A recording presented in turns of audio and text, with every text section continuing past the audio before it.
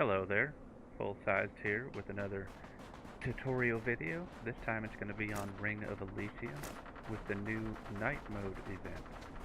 Now, in this event, by default, it's a squad game, but I didn't want to have to deal with what my random squad members are doing, so I just did a solo, just for demonstration purposes. Now, in general, the goal of this game is simply to survive for 3 nights. On the top of the mini-map, there's a countdown timer there. It's at about 5 minutes right now. So in 5 minutes, the Ymir is going to come, and it lasts for a minute and 20, minute 30, something like that. I don't know. It doesn't last very long anyway, but it represents a cold front or a cold night that you have to survive through. Also on the mini-map itself, you'll see there are little green campfire-looking symbols, and another one that looks like a little green knapsack or baggie. Now, the fire symbols, those are fuel, or wood. The little baggy symbol is going to be food.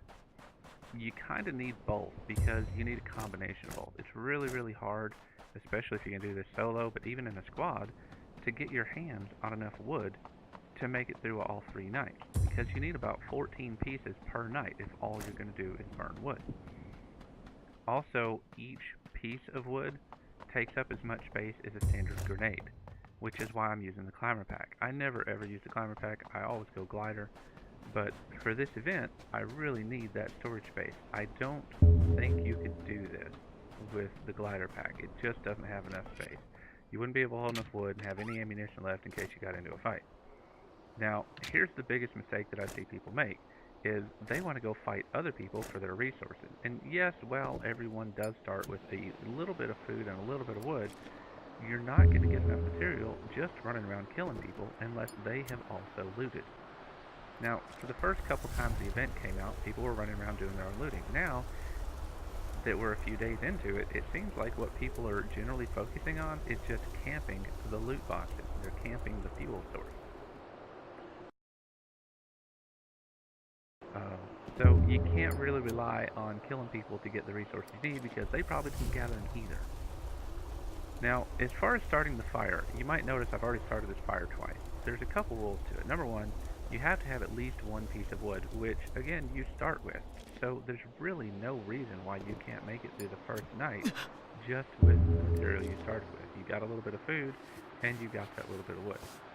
So to start a fire, and I've already gotten past this on my character, I know, but you drop the wood on the ground, at least 1 piece, and then you stand over it, and you right-click your lighter in your inventory. Now, this does have to be done indoors, and there's some limitations on how large the space can be. I've managed to start a fire inside a bathroom in a house, but I couldn't start it in the lean-to or the little shed on the side of the house because it apparently wasn't enough room.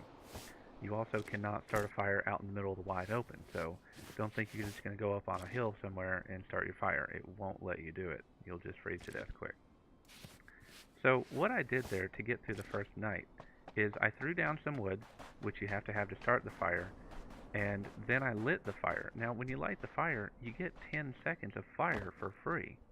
That's not enough to heat you up and keep your body temperature, which is that flashing bar on the bottom that was yellow before. It's not enough heat to keep that from going down, and it's certainly not enough to raise that back up. But since you're limited on resources, or if you're limited on resources, it is enough to slow down the amount of damage you take from the Ymir. Now, the combination of that 10 seconds of free fire being used over and over to slow down the damage you're taking, along with a little bit of food.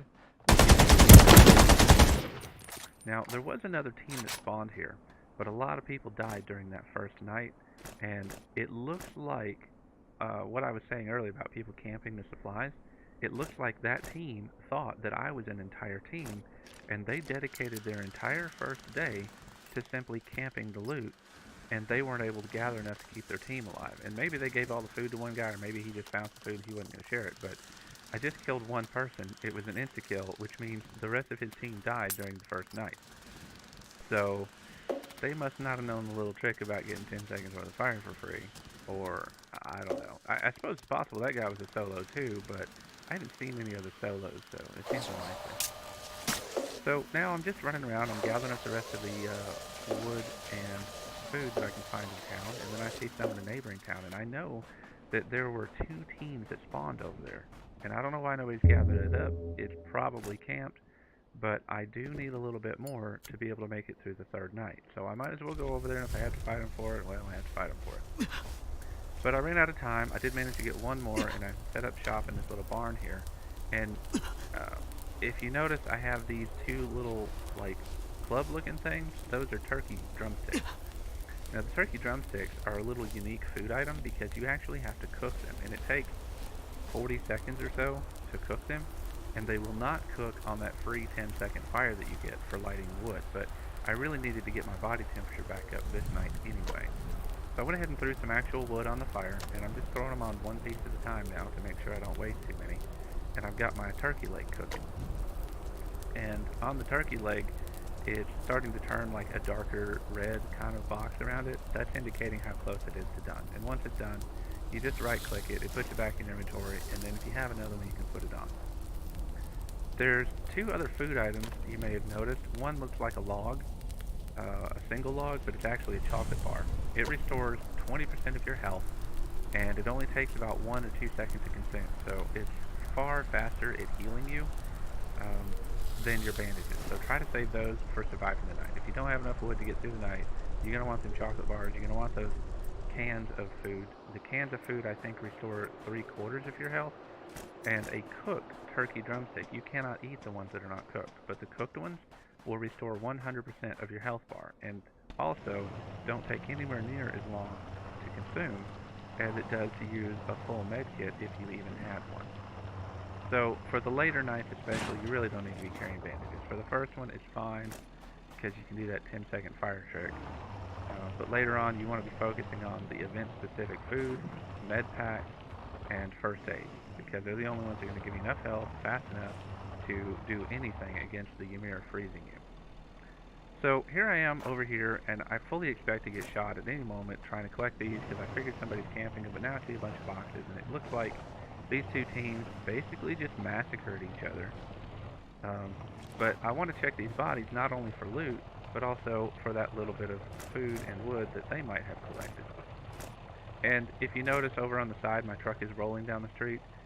That looked like a bad thing, like I was kind of annoyed that it rolled away on me. But it actually turned out to be a little fortuitous, because while I'm sitting here looting, another team sees that there are some fuel sources up here in this town, and they come up to see if they can get it and or take it from whoever's here. Now, normally, or I suppose in a normal game, even if I was the only guy left in my squad, I would take this fight. Because the goal is not only to get on a helicopter, but to kill people. And if you can kill people short of the final circle, it just makes it easier to deal with whoever might be in the final circle. So it's advantageous in a normal game to take that fight, even though I'm outnumbered. But in the event, my goal is not to kill people. My goal is to get enough resources to survive all 3 nights. Now in this particular situation, I already have enough resources to survive the next night. They probably don't, or they wouldn't even be here looking for more. So there's no advantage whatsoever from taking this fight, and I've got everything to lose. I could not only sacrifice my guaranteed chance or ability to win, but I could also give them the ability to win when they probably don't have it already. So the best bet here, just get in my truck, drive away, and leave them to freeze to death tonight. Now, on the mini-map, pretty quick, or on the big map, I don't know, you're going to see a bunch of blinking red dots. Okay, there they are. Once you get to the final couple of minutes before the last night, it reveals everyone's position. So again, I've already got enough resources. I don't have to hunt anybody. If I needed more, I'd be going straight to the nearest clump of red dots to try and kill them and get what I needed. But I don't need any resources, so all I did was drive around until there was so little time left that there's no way any of them could run over to me to try and take my fuel and my food. So now I've got enough wood to basically burn a fire all through this night. And since it's the last night, I might as well go ahead and put it all on there. Plus I've got 2 cooked turkey drumsticks, each of which will heal me 100%. So really, I gathered way more stuff than I needed to, but I just kind of wanted to show you how easy it is. There's plenty of resources if you don't let yourself get tied down, camping crates, and trying to kill other people, which is not the goal of this event. It's always fun to kill people, fantastic, but that's not the goal. If you want to win, try to avoid the fights because they're going to keep you from getting the resources you need in time. And then when you look up and you see you've only got enough resources to survive one more night, and there's another one after that, and there's no green fire symbols left anywhere on the map. So you're going to die because not only is there no resources you can go collect, but you have no way of knowing until just before the final night where anybody else is, let alone whether or not they have the resources you would need. So gather the resources, try to minimize the fighting unless you can't find the resources or they're stopping you from getting them, okay? And here the other different thing about this is you don't have to board the helicopter. You don't have to get to it. You don't have to fight over it. When it lands, everybody who survives that night wins.